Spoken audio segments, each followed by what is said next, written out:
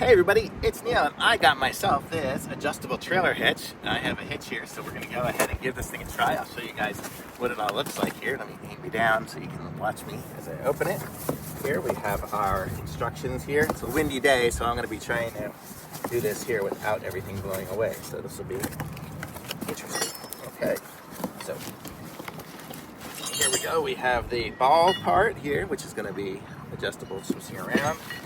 We have the component here, which is going to fit into our area there. It can go up or down. I guess this one here would go up for my particular use because I have a, the way this is here. And then these, sorry, I'm gonna sit down here on the ground. Okay, so let's see what we got here. I'm gonna show you guys the instructions. Let's see what we're doing here. So, comes with all these different pieces of parts. I don't know what all of them are for, so that's what we'll be looking at here. Okay. So from our view, we have that piece, which, this is just so heavy. And this is going to go around. I guess we have to put it on first here. It's going to go around like this, and then it will mount up into any of these holes here, so we can adjust it however we want as the height goes, or this one here is the lowest, and that's the highest up there. So we have all those different options here. So once we get it in there, we'll be able to go wherever we want. And it looks like we have our locking ones here. This is just going to fall right down once I put it locking it in place. So let me see, these keys work on all of the locks here.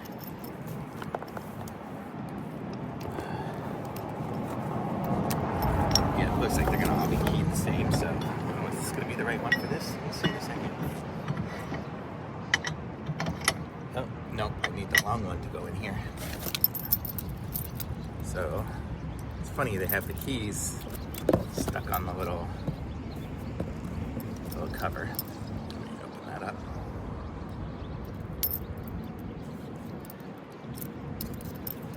Okay, there we go. And this one. There we go. Okay, so now I can take this one out and put in a longer one wherever I want it to be. Here.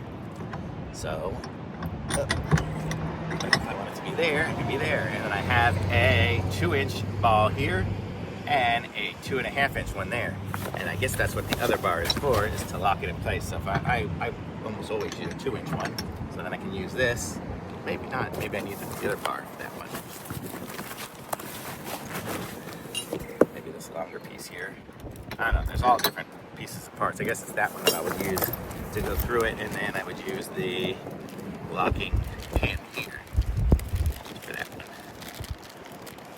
I don't know what this is called, like a cotter pin. Okay. So then I can lock it in place with that, and now this will turn, and then we are on there, and you can put the bar through there to make it go, but I'm not putting it on for permanent use at the moment. So we have all of those pieces in there, so that is good. And then this one here, I'm not sure what this one's going to be for yet. Oh, is this the one that's going to go through the... Ah, that's the one that I'm going to use to lock this to my hitch. So I actually got this for my van. This is my car. So it's not going to end up on here anyway. But, okay, but you get it. And it's good that they're keyed the same, so you'll have the two keys for the same for the... That'll lock this piece on and lock that on, and then this one here, I guess if somebody was to take it out, they would get this pin, but this is stuck, so it's not going anywhere, so they can't steal it. Okay, and then we have one of these little brackets here, which I've had on other things here, which you can kind of put on there if you have like an extension on there and you don't want it to rock if it's like shaking back and forth. Like you see like the way it shakes a little bit. If you want to avoid it shaking, you can use these types of things here, and this will go around. You get it, it goes around the hitch where it's doing it, holding it on, and it will hold it on and keep it from rocking. So those are always nice to have. So if you don't have a very tight hitch, you'll be able to use that. Totally awesome to have. What else do we have in here? We have some of the rubber pieces here. So if you needed the extender pieces on there or whatever to just keep it from rocking and shaking and making noise or whatever, the spacers, you can use those. We have a bunch of the little O-rings here, and it looks like there's another one of those, cotter pin, that's what that's called, the cotter pin. Yeah, it's that. So we got all these different pieces and parts to make it work. More O-rings. So it's got everything you need here for a whole trailer hitch. And so then you're good to go. So you can do this, and it says it is max tongue weight is 800 pounds, and the trailer weight 8,000 pounds on the 2-inch ball. And if you do it, flip it around to the 2.5-inch ball, or 2 5/16 ball, you're given 1,250 pounds. Is that what it is? Or 12,500. Oof, 12,500 is a big difference. And 1,250 pounds of tongue weight. So you can have a really heavy tongue. Man, that would be crazy. I guess if you're just doing heavy machinery and things, I'm just bringing little trailers back and forth across, different areas. So that's what you get. So this is it here. Here's kind of a picture of what it looks like kind of assembled. This is what it looks like really assembled. And I mean, everything else is pretty straightforward, I guess. It's a trailer hitch that's adjustable, so it's nice. So you can go up and down, so you can find your location for your trailer, and you just kind of set it up there without having to have the trailer tipping one way or the other. This is totally awesome to have. I'll be using this one here. So thumbs up for sure.